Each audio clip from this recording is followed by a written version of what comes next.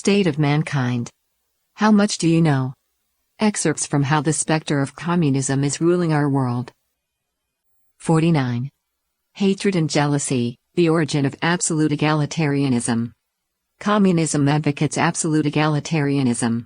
Superficially, this may sound like a high-sounding term, leading many to blindly believe in its rectitude.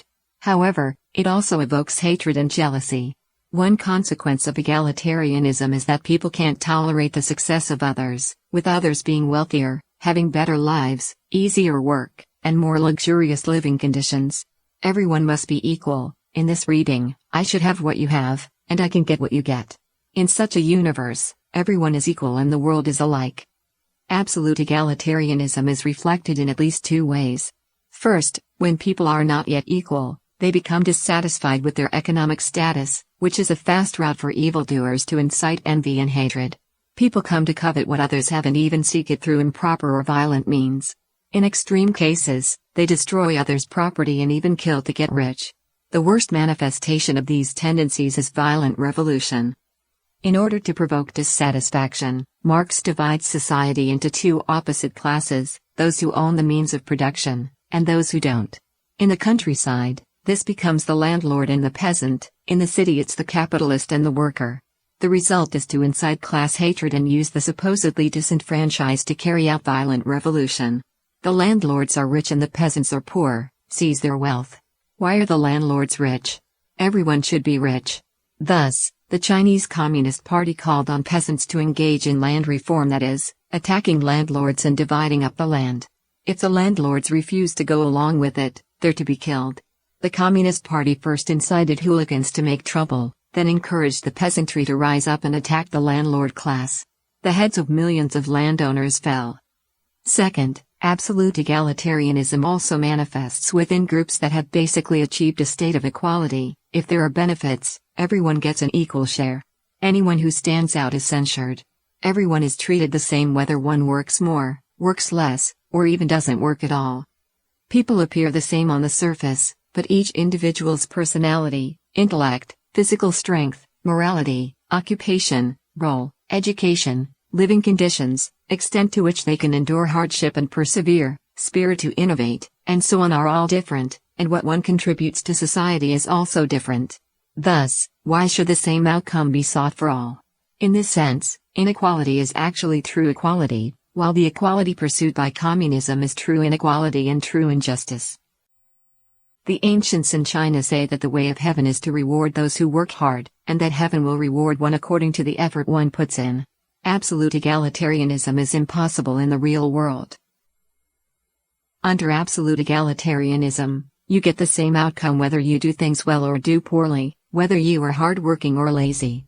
Under the cover of egalitarianism, the lazy benefit, while those who work hard and are capable are penalized and even resented and viewed with hatred. Everyone slows down their pace to match the speed of the slowest.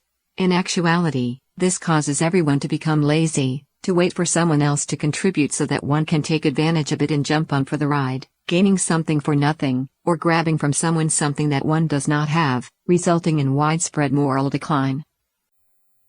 The hatred and jealousy that motivate absolute egalitarianism are the poisonous roots of communism's economic perspective.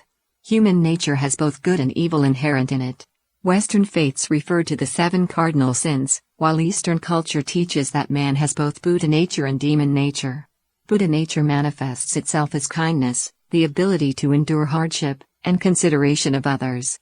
Demon nature manifests as selfishness, laziness, jealousy, malice, plunder, hatred, rage, lust, tyranny, disregard for life, inciting discord and creating trouble, creating and spreading rumors, getting something for nothing, and so on. The economic perspective adopted by communism deliberately stimulates demon nature, amplifying people's jealousy, greed, laziness, and other evil factors, causing people to lose their humanity and forsake the traditional values held for thousands of years. It amplifies the worst in human nature and turns people into communist revolutionaries. In the theory of moral sentiments, Adam Smith said that morality is the foundation of mankind's prosperity.